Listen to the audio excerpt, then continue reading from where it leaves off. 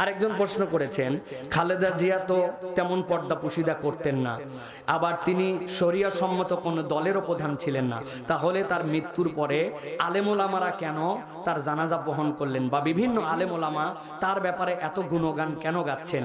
এ বিষয়ে ইসলামী শরীয়ত কি বলে? ওলামায়ে কেরামের এই কাজগুলো কি ঠিক হচ্ছে?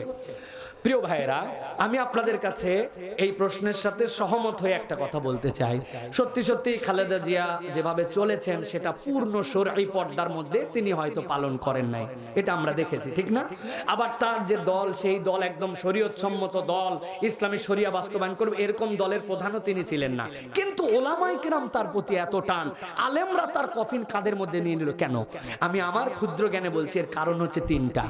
এর এক নম্বর কারণ, খালেদা জিয়া হয়তো পূর্ণ শরীয়তের পাবন্দ সব ক্ষেত্রে ছিলেন না, কিন্তু এই নারীর একটা গুণাগুণ ছিল, তিনি ইসলাম বিদ্বেষী, ইসলাম যেখানে পছন্দ করে না, ইসলামের বিপক্ষে কিছু হবে এরকম কোনো কিছুকে তিনি সাপোর্ট করতেন না, বরং ইসলামের পক্ষে থাকার চেষ্টা করছেন।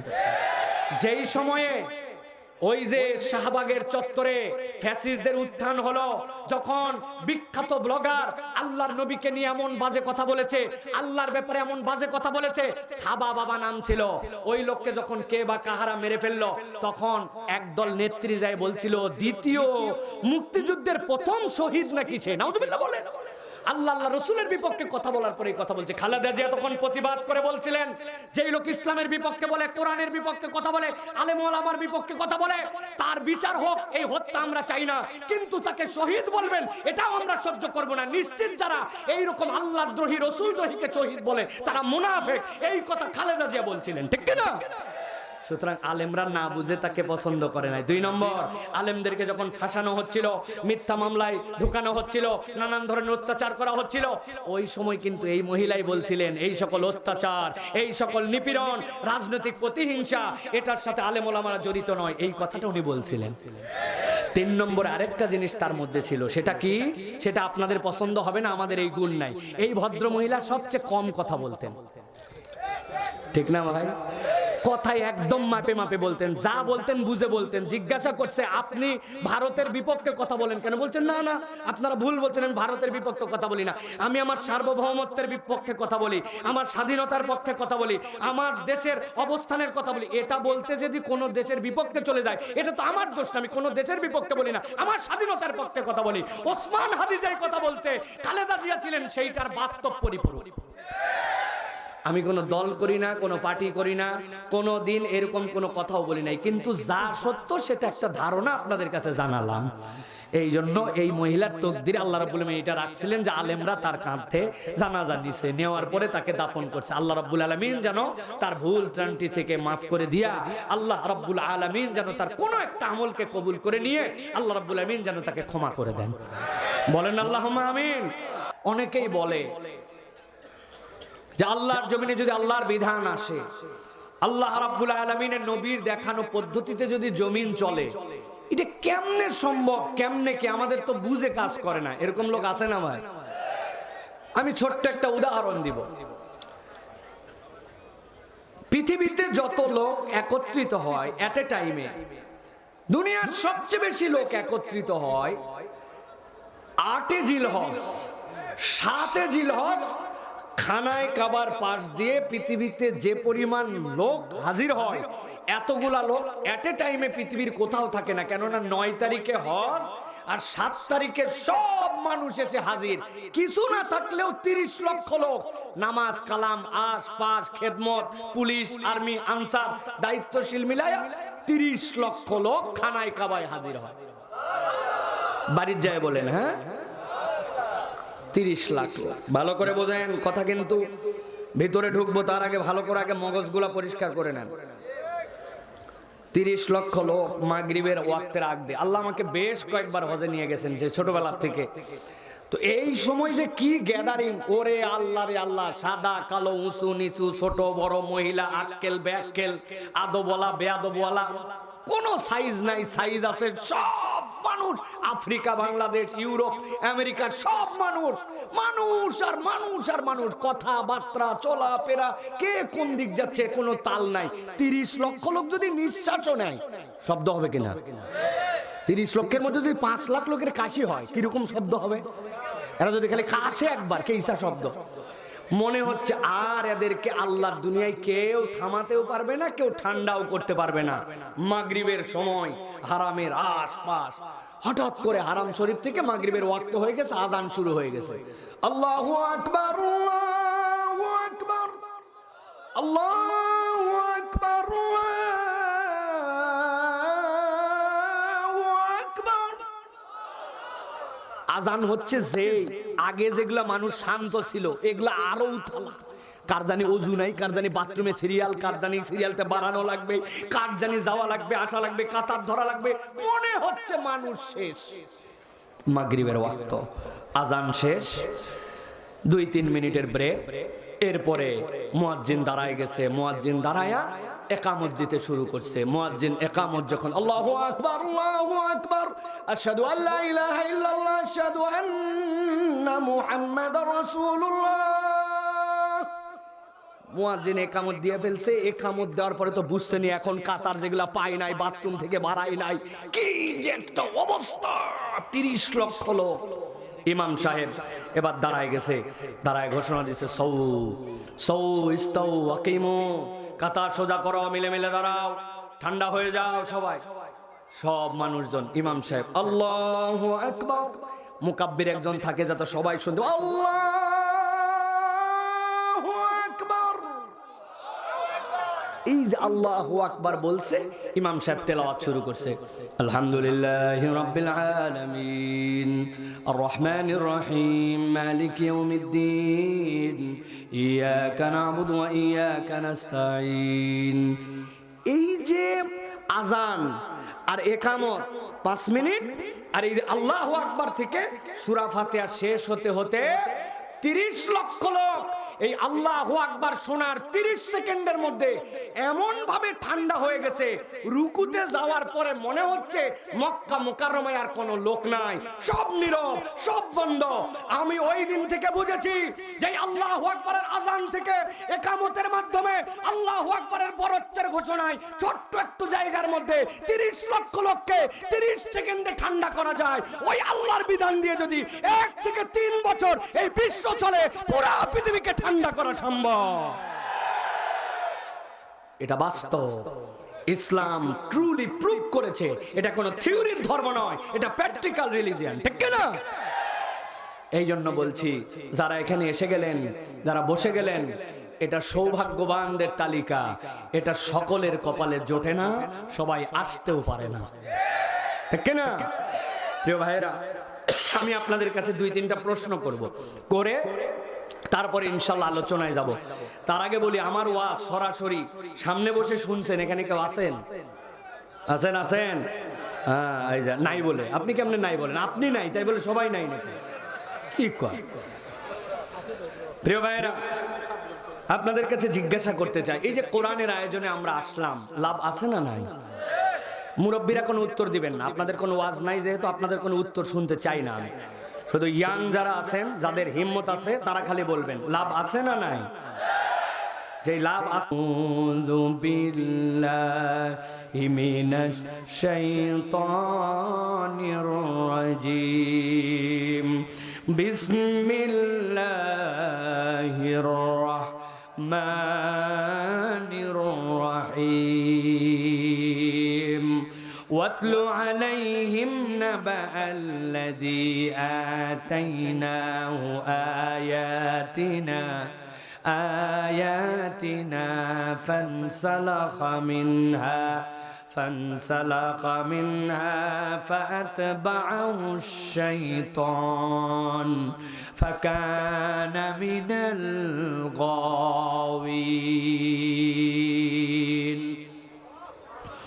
আল্লাহ রাব্বুল আমিন বলছেন, ও আমার হাবিব, আপনার প্রতি যে ওহী দেয়া হলো, আপনার প্রতি যে বার্তা দেওয়া হলো ওয়াতলু আলাইহিম, আপনি আপনার উম্মতের কাছে এটা তেলাওয়াত করবেন।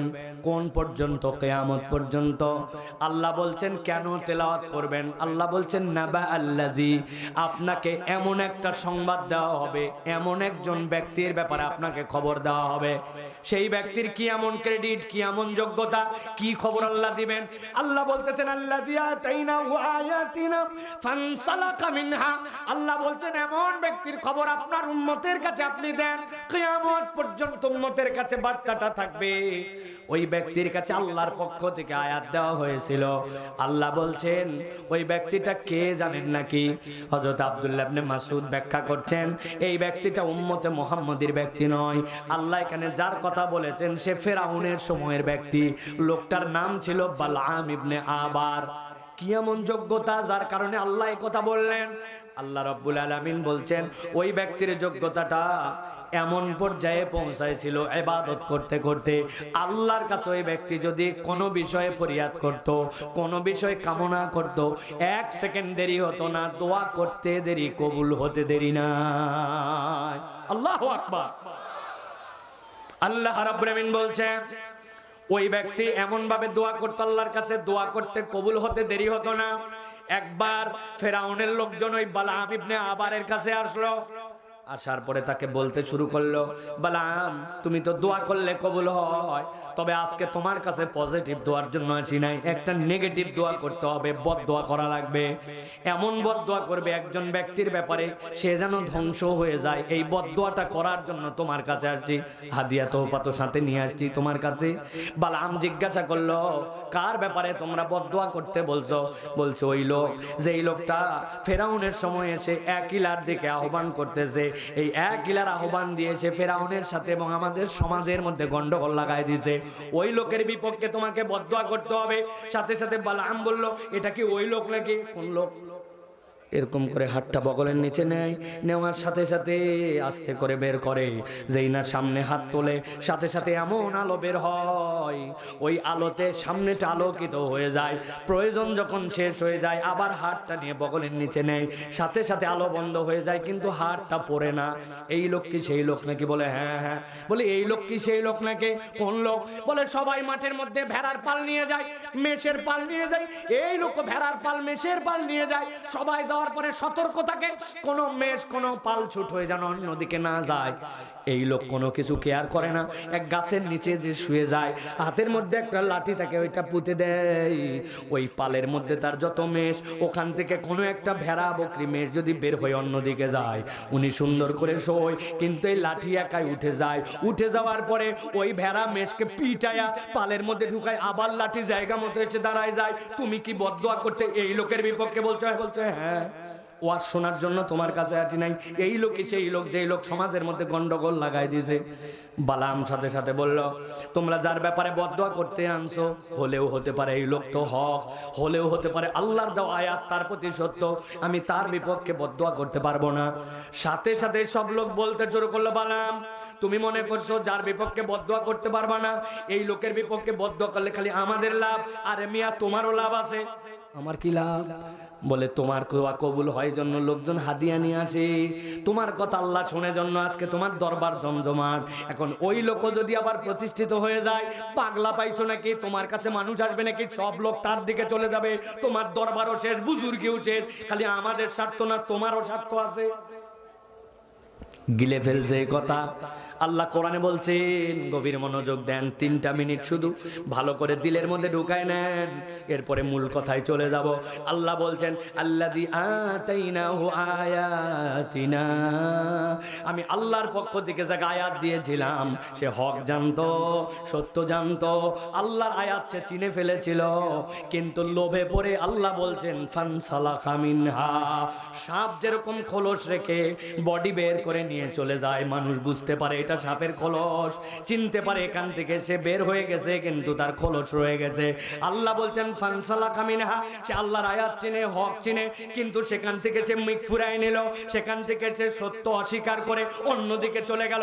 আল্লাহর কাছে দোয়া করলো, আল্লাহ মূসাকে ধ্বংস করে দাও।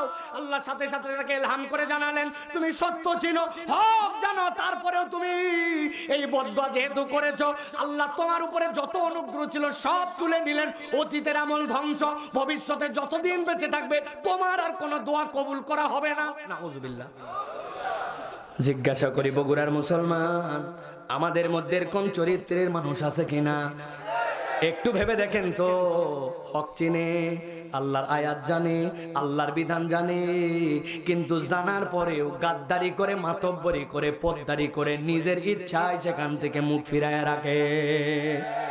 আছে? জুমার দিন আজকে ছিল, মুয়াজ্জিন আযান দিয়েছে। আল্লাহ কোরআনে বলেছেন, ইযা নুদিয়া লিস-সালাতি মিন ইয়াউমিল জুমআ ফাসাউ ইলা যিকরিল্লাহ।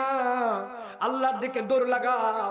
যখন আল্লাহর দিকে আহ্বান হয়, ওর দোকান বন্ধ হয় নাই, ওর কাজ শেষ হয় নাই, ওর মোবাইল টেপা শেষ হয় নাই, ওর কোন রকম ব্যস্ততার পরিবর্তন হয় নাই, তারপরে অনেক ঠেলাঠলি করে 1:15টার সময় মসজিদের সামনে আসে, তাও ভিতরে ঢোকে না। আসার পরে উপরে ঠেলে, নিচে ঠেলে, ডানে ঠেলে, বামে ঠেলে। 1:15টার সময় মুয়াজ্জিন যখন কদ কামাতিস সালাত, উনার তখন ব্যস্ততা, দৌড় দিয়ে মসজিদে ঢুকছে, এক জুতা বাহিরে আরেকটা বারান্দায়। আসেনি? তারপরেও মসজিদে গেছে, জুমার নামাজ পড়ছে, কিন্তু ওই মুসল্লির জন্য আসরের সময় মসজিদ থেকে আজান ভেসে আসছে, হাইয়া আলাস সালাহ। মাগরিবে ডাক দিচ্ছে হাইয়া আলাল ফালাহ। ফজরে ডাক দিচ্ছে আসসালাতু খায়রুম মিনান নাওম। ওই বান্দা ওয়াক্তের নামাজে হাজির হয় না। আমার জিজ্ঞাসা, কোন আল্লাহর আয়াত স্বীকার করে আপনি জুমা পড়লেন, আর কোন আল্লাহর আয়াত ফরজ জানার পরেও, হুকুম আল্লাহর পক্ষ থেকে আসার পরেও আপনি ওয়াক্তের নামাজ বাদ দিলেন? এরকম মুসল্লি আমাদের এলাকায় না। আল্লাহ বলছেন ভালো করে বোঝো, আল্লাযী আতাইনাহু আয়াতিনা ফানসালাকা মিনহা। আল্লাহর আয়াত চিনে, হুকুম জানে, আল্লাহর বিধান তার কাছে পরিষ্কার, কিন্তু তারপরেও সেখান থেকে মুখ ফিরাইছে, এটা 1 নম্বর অপরাধ। আল্লাহ বলছেন 2 নম্বর অপরাধ হচ্ছে ফাতবাহুশ শাইতানু ফাকানা মিনাল গাওয়িন। আল্লাহ বলছেন তার 2 নম্বর অপরাধ, আল্লাহর বিধান থেকে যখন কেউ মুখ ফিরায় নেয়, সাথে সাথে শয়তান তার পিছে লেগে যায়। আর একবার শয়তান যাকে অনুসরণ করতে শুরু করে, আল্লাহ বলছেন অবশ্যই অবশ্যই সে পথভ্রষ্ট হয়ে যায়। ভালো করে বোঝেন নাই, এই জন্য ঠিকের মধ্যে জোর আসে নাই। ভালো করে বোঝেন আগে। আপনারা বগুড়ার লোক, আপনারা মাঝে মাঝে আপনাদের সন্তানদের এরকম করে বকেন টকেন কিনা দেখেন তো আমাদের সাথে মিলে কিনা। বান্দরামি করিস কেন বলেন?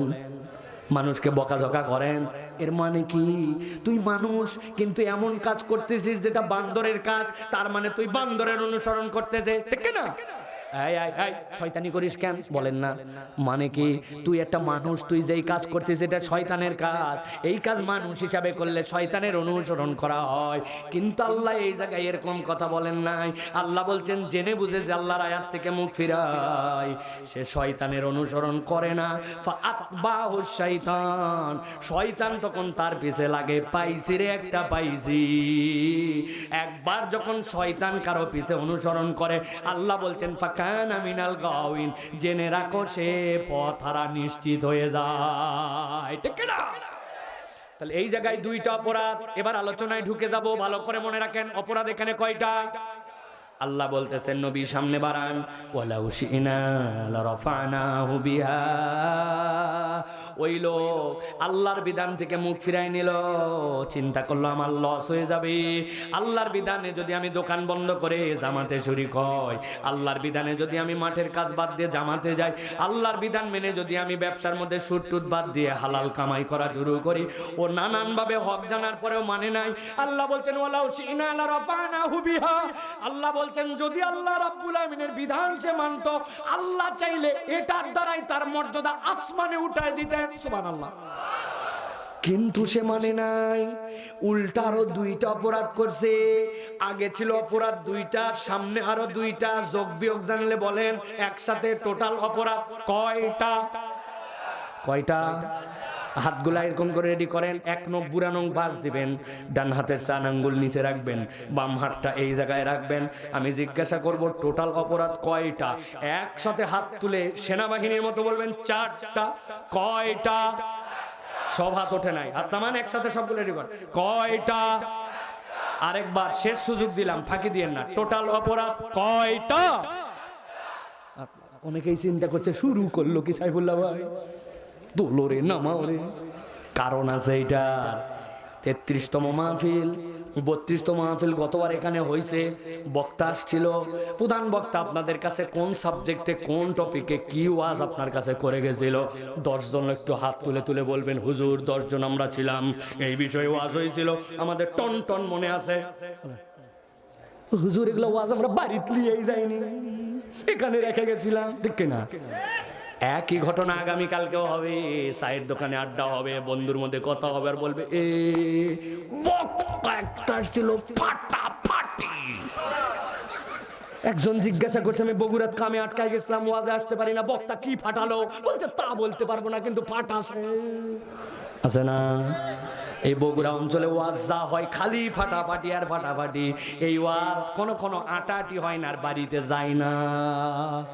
আজকের ওয়াজ এই জন্য আপনার বাড়িতেই কেবল যাবে না, আগামীকালকে থেকে এই ওয়াজের বক্তা আপনি, ঠিক আছে? এবার একসাথে বলেন তাহলে টোটাল অপরাধ কয়টা? কয়টা? আল্লাহ বলছেন নবী সামনে বেরোন, চলেন আমরা সামনে বের হই।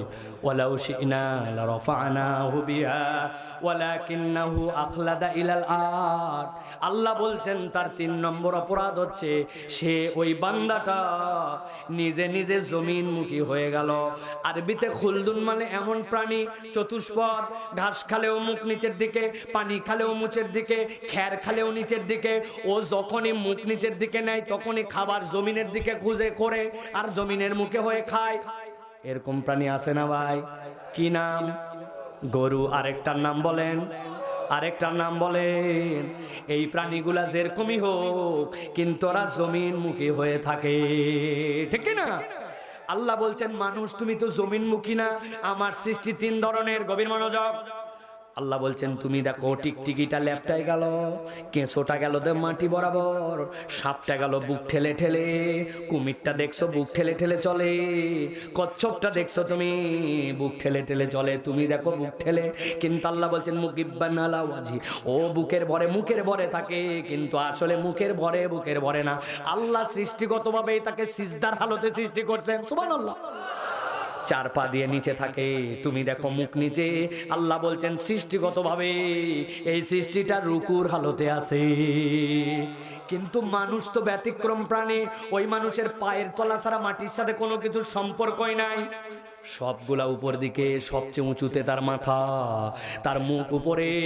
তাহলে যে সব সময় সিজদায়, সব সময় রুকুতে, তার থেকে মর্যাদা বাড়লো কেমনে? আল্লাহ বলছেন গভীর মনোযোগে বোঝেন, ওই বান্দা দাঁড়ায়, মাথা তার উঁচুতে, কিন্তু ওই উঁচুতে যখন তার মাথা, তখন কান বরাবর হাত তুলে আল্লাহর কাছে বলে আল্লাহু আকবার, আল্লাহ আমার মাথা যতই উঁচু হোক তুমি সবচেয়ে বড়।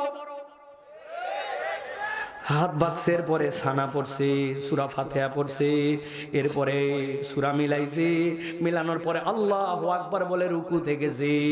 একটু বিবেচনা করেন, মানুষ তার জীবনে যত জায়গাতে যায় সবচেয়ে বেশি মানুষের ঠুনকো হালত, হালকা হালত, একদম নরবরে হালতের নাম রুকু। হাঁটুতে ভর দিয়া মাথাটা সানসেটের মতো সামনে, খালি একটু ধাক্কা দিয়ে দেখেন, কুনি দিয়ে গোতা দিয়ে দেখেন, ধাপ করে পড়ে যাবে, ঠিক না? তাই বলে আবার নামাজের মধ্যে ঘুতা দিয়েন না। কিন্তু এটা ঠুনকো হালত।